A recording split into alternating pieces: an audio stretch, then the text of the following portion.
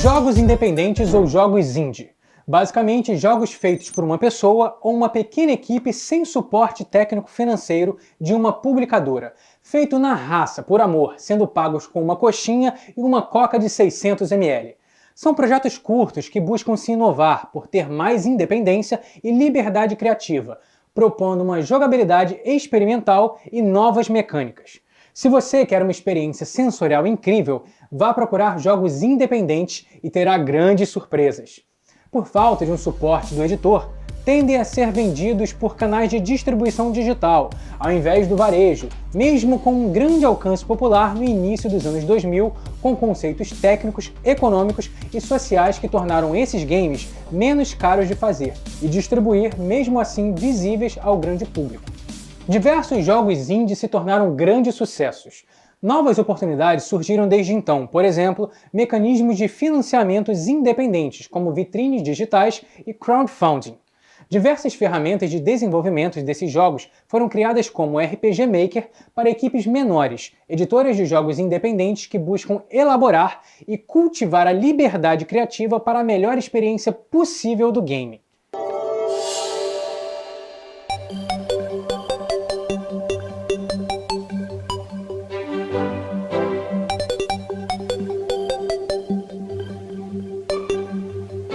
Os jogos indie foram reconhecidos na indústria dos games com grandes eventos de premiação, como a Game Awards, a maior premiação de jogos do mundo com a categoria Jogo Indie do Ano.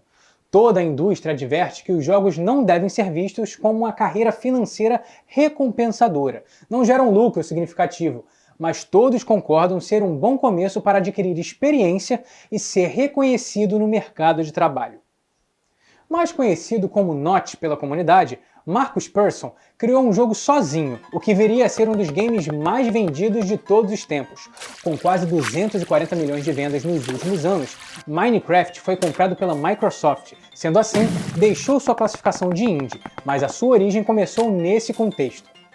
O criador do RPG de sucesso Undertale, Toby Fox, está trabalhando arduamente no seu projeto mais recente, Deltarune. Os fãs estão aguardando o mais novo capítulo desse projeto. Eric Baroni caiu nas graças da comunidade desde o lançamento de Stardew Valley e atualmente está para lançar um novo game. Alien Hominid, Castle Crashers, Battle Block Theater e Pity People são jogos indies da cultuada The Behemoth. Com um estilo gráfico característico, seus jogos contêm humor ácido e mecânicas divertidas. Possuem uma base de fãs há 20 anos. Esses são apenas alguns exemplos. Toda desenvolvedora independente deixa de ser indie em certo ponto. Portanto, uma coisa é certa. Na história dos jogos, todos os produtores eram independentes. Os jogos existem hoje e são como são por causa deles, e por isso, vamos listar alguns dos mais famosos games independentes. Terraria, 45 milhões de vendas. Human Fall Flat, 30 milhões de vendas. Stardew Valley, 20 milhões de vendas. Engajamento nas redes. A comunidade de desenvolvedores independentes compartilha conhecimento entre si, fornecendo testes, suportes técnicos e feedbacks, uma vez que não competem diretamente entre si. Os próprios fabricantes de consoles tiveram influência no reconhecimento dos jogos indies, com a sua distribuição digital.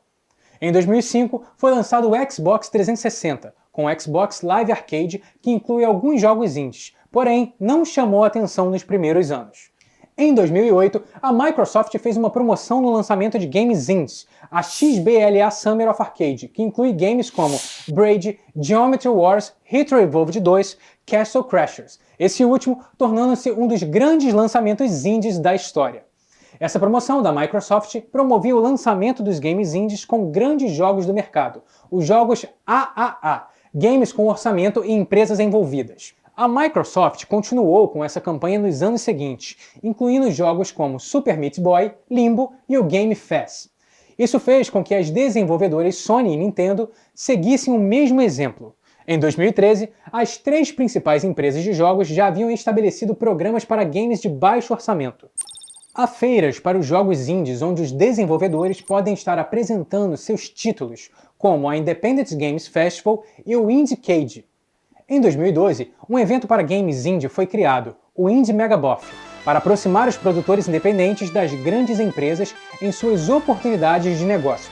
Atualmente, há outra alternativa de divulgação de seus títulos indies, como itch.io, o principal site de compartilhamento de jogos indie da internet, onde podemos ver o processo da produção dos jogos que já foram lançados. Financiamento coletivo. O desenvolvimento dos games é financiado por grandes editoras, podendo também ser pago por incentivos governamentais ou privados.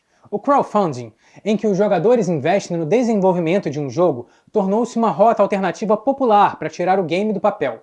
Kickstarter é o maior site de financiamento coletivo do mundo e, em 2012, esse meio de financiamento foi amplamente reconhecido após o sucesso de Double Fine Adventure, posteriormente chamado de Broken Age, um game de aventura de apontar e clicar que arrecadou 3 milhões, sendo que os desenvolvedores haviam solicitado apenas 400 mil para concluir o game.